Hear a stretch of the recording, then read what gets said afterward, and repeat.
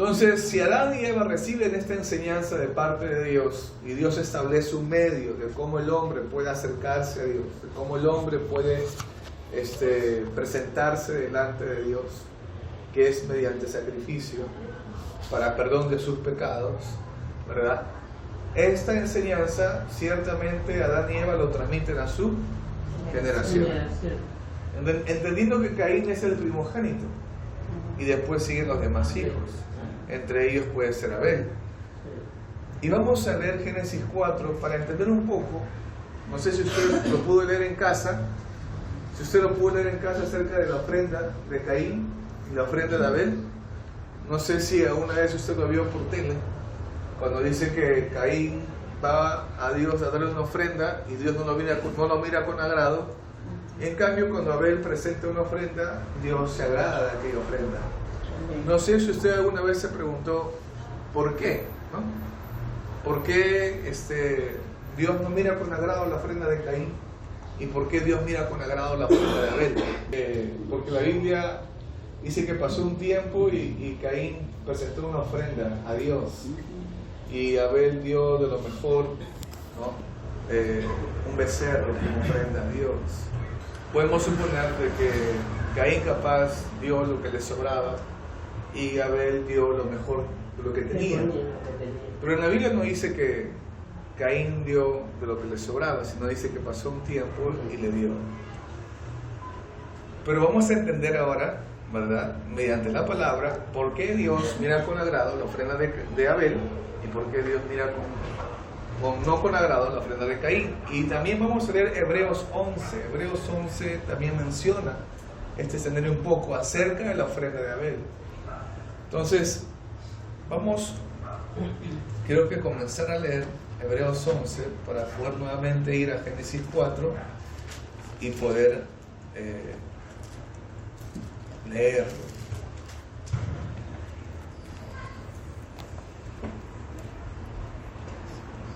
Y dice Hebreos 11, versículo 4. Dice así: por la fe, Abel ofreció a Dios más excelente sacrificio que Caín, por lo cual alcanzó testimonio de que era justo, dando Dios testimonio de sus ofrendas, y muerto aún habla por ella. La palabra te dice que la ofrenda que ofreció Abel a Dios ciertamente fue por la fe que tuvo Abel. Y la pregunta es, bueno, no vamos a salir un poquito del tema, porque tenemos que hablar un poquito de la fe. ¿Qué es la fe? Podemos decir que la fe es la confianza en Dios, sí, pero la fe, ¿a dónde te lleva? ¿A obtener algo? ¿A creer que pase algo? A creer en algo que mirar a Cristo. Exacto. La fe nos lleva ¿a quién? A Cristo. La fe ciertamente te lleva a Cristo. Estamos hablando de aquella fe que menciona la Biblia. Dice Romanos 10, versículo 17, que la fe viene por el oír y el oír por la palabra de Dios. Una fe, la fe que menciona la Biblia, es aquella fe que no está en busca o persiguiendo algún objeto o persiguiendo solamente una buena noticia. La palabra dice que esta fe, en Hebreos 11.1, pues te dice, es pues la fe, la certeza de lo que se espera, la convicción de lo que no se ve. Y muchos han utilizado este versículo diciendo, ¿no? Bueno, yo no estoy viendo hoy en día mi carro, pero en fe declaro que voy a tener mi carro de acá cierto tiempo. Yo no estoy viendo mi casa construida, pero acá declaro que de acá un tiempo voy a tener mi casa construida. Porque la palabra me dice que la fe es la certeza de lo que se espera. Y yo espero en el tiempo de Dios que pase esto. Y también dice que la fe es la convicción de lo que no se ve. Estoy convencido de lo que no estoy viendo, que no estoy teniendo mi carro, no estoy teniendo mi casa, pero en el tiempo yo lo tendré. Entonces eso es la fe. Entonces muchas veces lo hemos utilizado de esta forma. Pero cuando leemos el contexto de este versículo, ¿a dónde está apuntando este versículo? Y cuando leemos, por ejemplo, la fe de Abel Y ciertamente Abel tuvo fe porque Abel creyó en alguien, porque Abel creyó en una promesa, porque Abel miró la promesa de Dios cumplida. Y vamos a entender un poco, porque la fe ciertamente no nos lleva a algo, a algún objeto. La fe nos lleva a Cristo, porque ciertamente esperamos su regreso. ¿Cuántos lo creen? Amén. A pesar que no lo vemos.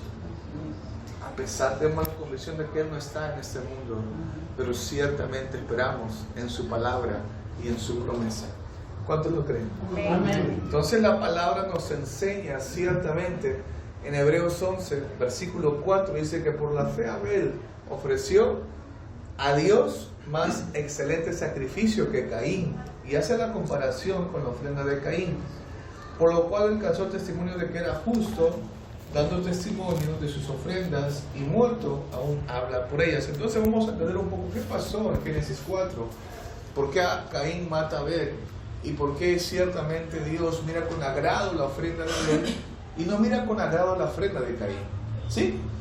Entendiendo qué cosa, antes de tocar este escenario, entendiendo que en Génesis 3, versículo 21, ciertamente Dios establece un método y una forma donde el hombre puede acercarse a Dios, que es mediante sacrificio de sangre, porque mediante el sacrificio de sangre hay remisión de pecados. Y ciertamente vemos que todo el Antiguo Testamento tiene que pasar eso. O sea, el sacerdote venía, sacrificaba un cordero para el perdón de los pecados de su pueblo y también para el perdón de sus propios pecados. Pero gloria a Dios porque tenemos un sumo sacerdote que se sacrificó a sí mismo y bastó su sacrificio para que mediante él tengamos redención por nuestros pecados para siempre.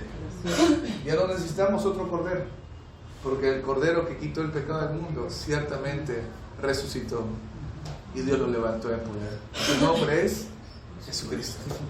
Amén. Es algo glorioso, ¿verdad? Entonces, en Génesis 4, versículo 1, y hermana María, ¿me puedes ayudar ahí?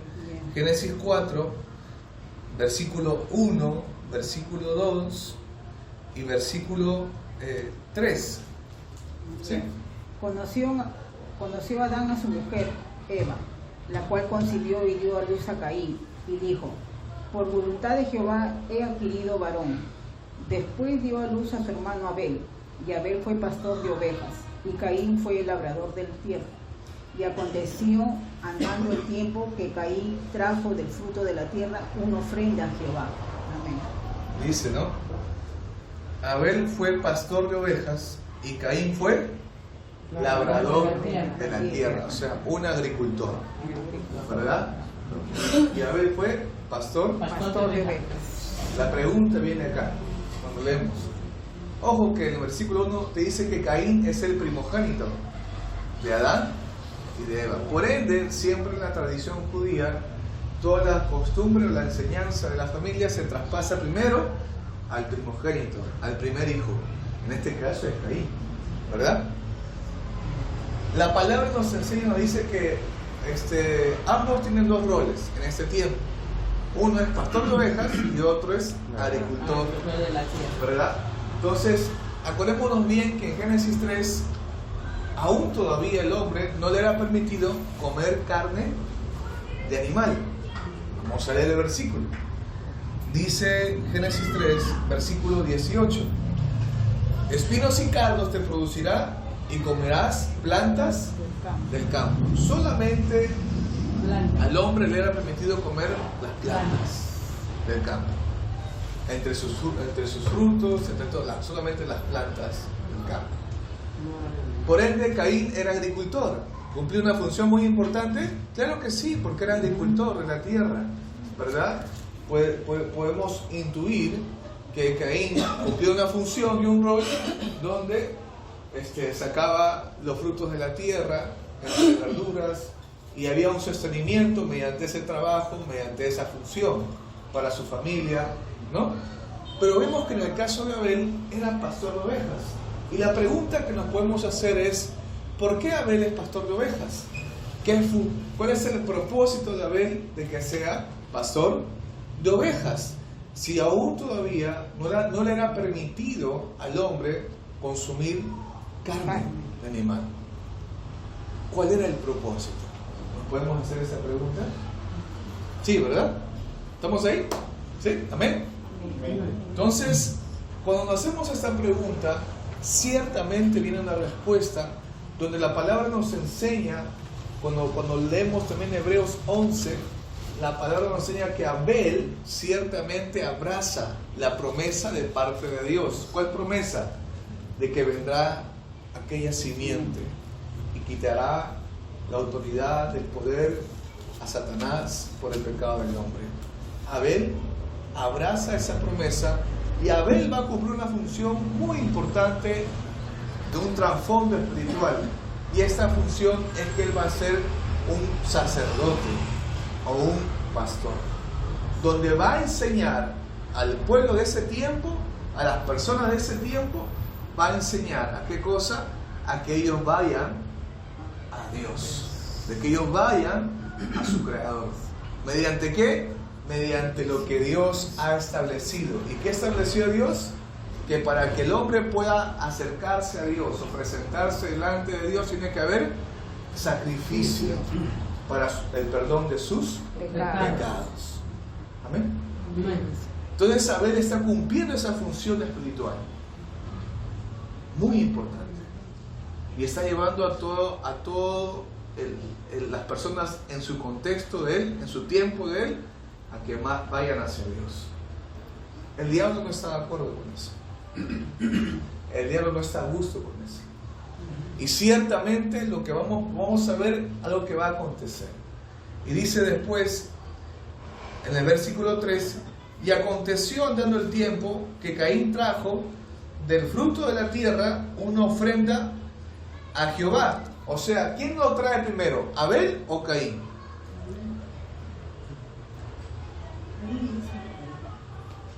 Caín.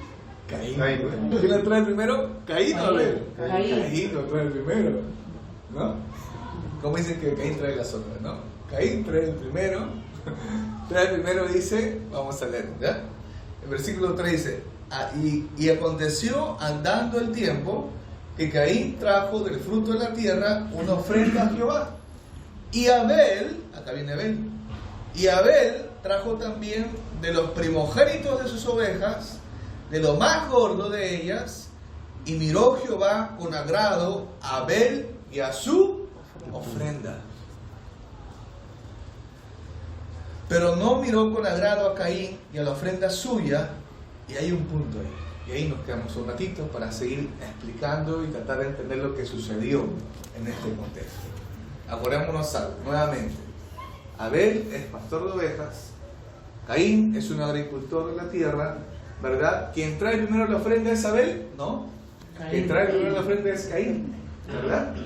Quien viene después, ¿quién es? Abel. La palabra dice que andando en el tiempo, Caín, del fruto de la tierra, lo presenta, la ofrenda a Dios, ¿verdad? Él, ciertamente, para que traiga esa ofrenda a Dios, ¿hubo un tiempo? ¿Sí? ¿Hubo un esfuerzo? Sí. Sí, hubo un esfuerzo. El que ha estado en provincia para cosechar la papa es un trabajo fuerte, ¿verdad? ¿Hubo un esfuerzo humano? Sí. Hubo una dedicación, ¿verdad? Hubo un tiempo, y vemos que esa fuerza y todo ello, Abel lo trae a Dios como ofrenda. Si podemos decir nosotros que Abel le trajo la sobra, ciertamente no trajo una sobra. Abel trajo algo de su trabajo. Abel trajo algo de su sudor. Perdón, Caín. Caín trajo algo de su sudor, trajo algo de su trabajo. Caín ciertamente se esforzó para traer esa ofrenda a Dios, que es el fruto de la tierra. ¿Estamos ahí de acuerdo? ¿Sí? Sí. Ya. Pero vamos ahora a Abel. Abel dice así, y Abel trajo también de los primogénitos de sus ovejas, o sea, de los primeros, la primera cría, ¿verdad?, de cada oveja. Dice que él escogió lo más gordo de ellas, en buen estado, sin defecto alguno, y miró Jehová con agrado a Abel y a su ofrenda, ¿verdad? Pero dice la palabra pero no miró con agrado a Caín y a la ofrenda suya. Y la pregunta que nos hacemos, ¿por qué? Y vamos a leer la palabra para entender esta respuesta. Y dice así: y se ensañó Caín en gran manera, furioso Caín, amargo, disgustado totalmente. ¿Por qué? Porque se había esforzado. ¿Por qué? Porque le había costado tiempo.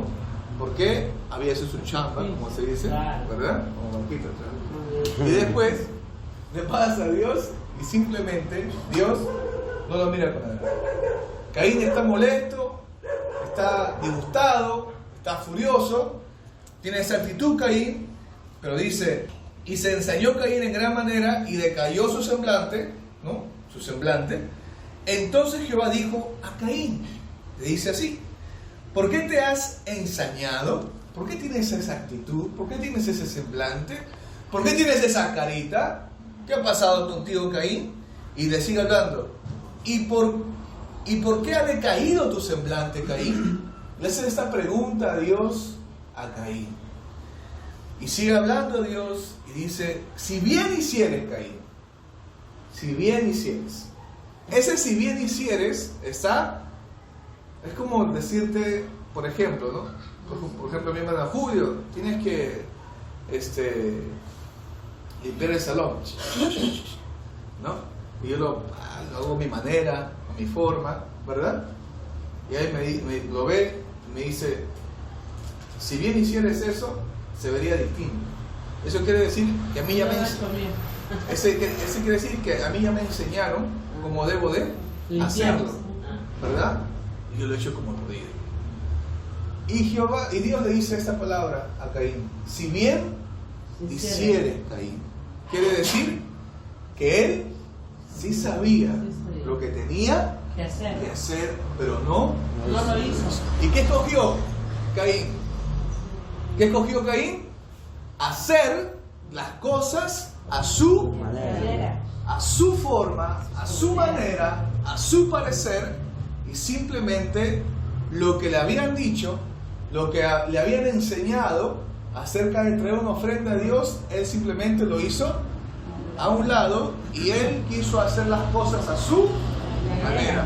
Y Dios le dice: si bien hicieres, Caín. Y la pregunta le hace Dios a Caín: ¿no serás enaltecido? ¿No serás enaltecido, Caín? ¿No serás reconocido? ¿No serás alabado? Si bien hicieres, Caín, ¿no serás enaltecido? Y si no hicieres bien, o sea, si sigues como estás haciendo las cosas, lo que va a pasar es esto, Caín. El pecado está a la puerta. Con todo esto, a ti será su deseo y tú te enseñorearás de él. Y lo que está hablando Dios, le está diciendo ciertamente: si bien hicieres, Caín, ¿no serás enaltecido? Si hicieres bien las cosas, como ya te las han enseñado, en pocas palabras, yo miraría con agrado a tu ofrenda. Pero como no la has hecho y has escogido hacer las cosas a tu forma, a tu manera, ¿no? Después dice la palabra, le dice Dios a Caín: el pecado está a la puerta. Con todo esto, a ti será su deseo. O sea, le está hablando Dios, le está diciendo a Caín lo que va a pasar si él sigue en esa línea de hacer las cosas a su manera, de obstinación, de necedad. Simplemente lo que va a pasar es que se va a manifestar lo que hay en su corazón, que es el pecado. Y el pecado ciertamente va a llevarlo a cometer muchas cosas. ¿Estamos ahí? Sí. Entonces, Dios le dice estas cosas a Caín. Es algo sorprendente porque vemos que Dios se toma el tiempo de hablar con Caín y no con Abel. Y eso que Abel está haciendo las cosas conforme Dios lo estableció. ¿Y qué es lo que Dios estableció? Para que el hombre se acerque a Dios, tiene que haber un sacrificio. Un sacrificio, donde ciertamente la sangre de aquel cordero, de aquel animal, es la expiación por el pecado del hombre por ese momento. ¿Caín no lo sabía? Sí lo sabía. Sí lo sabía. Él sabía que esa era la forma, el medio, cómo él podía presentarse ante Dios, porque él fue el primer hijo. Pero vemos por la palabra que Caín simplemente no lo está haciendo.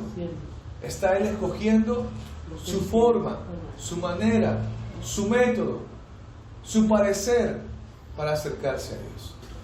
Y ahí me detengo un poquito para poder entender algo que este principio nos enseña. ¿Qué nos enseña esta palabra? ¿Qué nos enseña? La palabra del Señor nos enseña que ciertamente Dios ha establecido un medio por el cual el hombre puede ir o puede conocer quién es Dios. ¿Cuál es ese medio? Cristo. Y Cristo es la palabra. Pero hoy en día, ¿cómo vemos al hombre? Hay personas que dicen, René puede decir a su amigo, vamos a escuchar un poco de palabra. No, yo creo en Dios a mi manera. Yo creo en Dios, yo no tengo por qué ir a la iglesia, yo tengo mi comunión con Dios personal. Y muchos están hablando de una forma muy individual y diciendo, yo creo en Dios a mi manera. Y ciertamente esa persona cree a Dios a su manera, y sí, pero no al Dios verdadero, pero no al Dios vivo. Capaz al Dios de su imaginación, capaz al Dios de sus pensamientos o de su parecer, pero no al Dios de la palabra. ¿Me dejo entender? Entonces la palabra nos enseña que ciertamente en un principio Dios establece un medio, un método por el cual el hombre puede presentarse delante de Él. Pero vemos desde un principio cómo el hombre muestra su necedad, muestra su terquedad, muestra su rebeldía, muestra su obstinación, y simplemente él quiere hacer las cosas como él lo quiere hacer. Y vemos la naturaleza del hombre que se manifiesta de esta forma desde un principio. Y Dios, como Dios de misericordia, que llama a Caín y no va hacia ver que se comportó de una forma en esa línea de obediencia, no va hacia ver, sino va con Caín, que no está mostrando nada de obediencia, que no está mostrando nada de guardar lo que Dios ha enseñado a Adán. Y vemos que Caín simplemente está caminando conforme su parecer, conforme sus pensamientos. Y puede ser que sí, a Caín le costó el tiempo, le costó la fuerza, hubo un esfuerzo de por medio, hubo un trabajo de por medio, sí. Pero ciertamente la palabra nos enseña algo en Isaías y nos dice que ciertamente en nosotros no hay nada que Dios se pueda agradar del hombre, porque el hombre está en pecado. Cuando venimos a Dios, cuando usted empieza a recibir la palabra, cuando la palabra empieza a ser sembrada en su corazón y es Cristo haciendo una obra en su corazón, entonces Dios empieza a mirar con agrado su vida. ¿Por qué? Porque está Cristo en usted. Porque está Cristo ahí, en medio de Dios, y usted está Cristo, quien pagó el precio por sus pecados. Hay un versículo en Isaías, y vamos a leerlo, donde la palabra nos enseña en este versículo acerca de cómo se encuentra el hombre. Isaías 64, versículo 6. Isaías 64, versículo 6 dice: si bien todos nosotros somos como suciedad, y todas nuestras justicias como trapo de inmundicia, y caímos todos nosotros como la hoja, y nuestras maldades nos llevaron como el viento. ¿Habrá algo de bueno en el hombre? No. Ciertamente no. ¿Habrá algo donde Dios pueda agradarse del hombre? Ciertamente no. Es por eso que cuando el hombre es hallado por Dios, por misericordia, donde la palabra es sembrada en su corazón, donde Cristo empieza a morar en él, claro que Dios mira con agrado nuestra vida. ¿Por qué? Porque está Cristo siendo formado en nosotros, y eso es por pura gracia. ¿Cuántos lo creen? Amén. Entonces lo glorioso de esto es que vemos cómo Dios es misericordioso y paciente con Caín.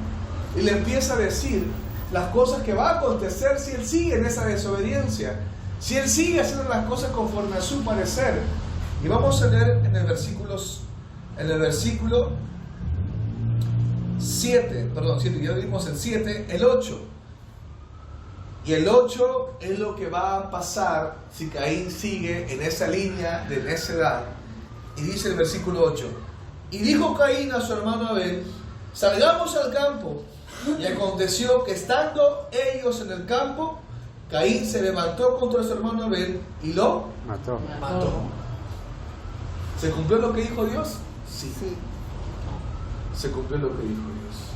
El pecado se enseñoreó en Caín, y vemos que Caín simplemente va a actuar conforme a lo que hay en su corazón. Y la palabra nos dice que Caín mata a Abel. Y después la palabra nos enseña y nos dice ciertamente que Jehová Dios dijo a Caín: ¿dónde está Abel tu hermano? Le dice Dios a Caín. Y él respondió: no sé. ¿Soy yo acaso guarda de mi hermano? ¿Qué tal respuesta, no? Dios va, es como que nuevamente Dios va, como Dios cuando Adán pecó, Dios va donde Adán y le dice: ¿dónde estás tú, Adán? Me escondí porque tuve miedo, porque estaba desnudo. No va con una actitud de arrepentimiento. Adán simplemente dice: estaba desnudo. En este caso Dios va donde Caín y le dice: ¿dónde está tu hermano? No sé. ¿Acaso seré yo guarda del hermano? ¿Qué vemos ahí? ¿Un acto de arrepentimiento? ¿Una señal de reflexión ahí? Vemos todo lo contrario, ¿verdad? Qué interesante, porque cuando leemos estos dos escenarios vemos que la ofrenda donde Dios mira con agrado es aquella ofrenda que ciertamente representa el pacto de Dios, la promesa de Dios. Y la promesa de Dios es que vendrá aquella simiente a quitar toda autoridad y dominio que le fue dado a Satanás por el pecado del hombre. Aquella simiente. Y Dios mata un animal y ciertamente quita la piel de ese animal y viste a Adán y Eva para que ellos entiendan y ellos aceptan. No vemos a Adán y Eva que ellos rechazan esta vestimenta, sino ellos están vestidos con esas túnicas de pieles, aceptando ese plan de redención para con el hombre. Adán y Eva lo transmiten a su generación. Vemos que uno, que es Abel, lo entiende y Abel está mirando la promesa. Él está enfocado en la promesa, está enfocado en la palabra de Dios, está enfocado en la promesa de Dios. Y él es sacerdote en ese tiempo, a llevar al pueblo o a la gente que están ahí a que miren a Dios. Pero vemos que Caín, ciertamente, vemos en él que se manifiesta lo que hay en el corazón del hombre también, que es el pecado. Vemos que él quiere hacer las cosas a su manera, conforme a su parecer, conforme a sus pensamientos, donde Dios le dice: yo no te pedí esto, yo no te pedí esto, Caín. Hubo trabajo, hubo fuerza, sí, hubo muchas cosas. Es como que hoy en día mucha gente dice: bueno, yo trabajo, yo me esfuerzo, yo hago esto, el otro y aquello, y trato de ayudar al que está necesitado, y trato de suplir al que está hambriento, y trato de compartir lo que yo tengo con el que más necesita. ¿Cómo Dios no se va a agradar de mí? Si soy generoso, si hago estas obras caritativas de una forma u otra con el prójimo, ¿cómo Dios no se va a agradar de mí? El problema no es externo. El problema no son los actos. El problema radica en el corazón del hombre. El corazón del hombre se encuentra contaminado por el pecado. El hombre que camina en ese mundo lo desconoce. Tiene un desconocimiento total, hermanito, hermanita, acerca de cómo está su corazón. Él o ella necesita ir a la palabra para que pueda entender ciertamente qué dice Dios acerca de su condición. Porque antes de que yo abrace las buenas noticias, tengo que también saber las malas noticias para poder abrazar las buenas noticias. Y ciertamente el hombre tiene que entender que él necesita, la mujer y el hombre, el varón tiene que entender que ella o él necesita un Salvador, necesita un Señor. Que Dios ha venido a rescatarlo, no de su pobreza, no de su problema, no de su contexto que esté pasando circunstancial en su vida. Dios ha venido a rescatarlo de su propio corazón. Dios ha venido a rescatarlo para que pueda caminar en vida nueva. Dios ha venido a rescatar a esa vida para que ella o él pueda conocer a un Dios verdadero. Y ciertamente, como Dios empieza a entregar una comunión con el hombre, Dios es conocedor de qué cosa le esté pasando a esta persona, y Dios también se va a encargar de suplir aquellas necesidades que esa persona pueda estar pasando. ¿Cuántos lo creen? Amén. Entonces, lo maravilloso de la palabra en este escenario, y ahí nos vamos a quedar, aún no terminamos, pero lo maravilloso de esta palabra lo maravilloso de esta palabra es que nos enseña algo muy interesante, ¿verdad? ¿Se entendió un poco? Muy interesante. Cómo Dios mira con agrado la ofrenda de Abel, y por qué Dios no mira con agrado la ofrenda de Caín. Que Dios nos ayude a ser como Abel, a poder ir a su palabra. Hoy en día el único medio para poder acercarnos a Dios es Cristo, y Cristo es su palabra. Y cuando la palabra empieza a mover en nuestra vida, ciertamente Dios está haciendo una obra en nuestros corazones. Podamos hacer que a veces nos gana la carne y estamos a veces con furia, con enojo, con cólera. Es un proceso. Estamos en un, repite conmigo, proceso. Estamos en un proceso. No es de noche a la mañana esto. ¿Por qué el proceso es necesario? Porque durante ese proceso vas a conocer también cómo está tu corazón. Y mediante ese proceso también vas a entender que tenemos un Dios que no te acusa, que no te condena. Tenemos un Dios de misericordia, un Dios que te dice levántate, un Dios que te dice yo no escogí a perfectos, un Dios que te dice yo no escogí a capacitados. Ciertamente, como dice la palabra del Señor, somos débiles, pero en Él nuestras debilidades se convierten en fortalezas.